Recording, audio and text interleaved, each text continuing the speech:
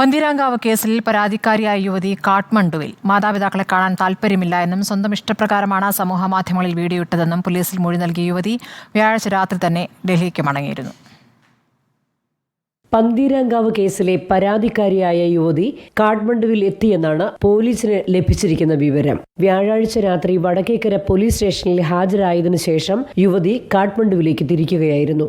ഡൽഹി വഴിയായിരുന്നു യാത്ര. കഴിഞ്ഞ 28-ന് തിരുവനന്തപുരത്ത് നിന്ന് ഡൽഹിക്ക് പോയ യുവതി അവിടെ നിന്നും കാഠ്മണ്ഡുവിലേക്ക് പോവുകയായിരുന്നു. കാഠ്മണ്ഡുവിൽ ഭർത്താവ് രാഹുൽ ഒപ്പമുണ്ടാകാം എന്നും പോലീസ് സംശയിക്കുന്നുണ്ട്.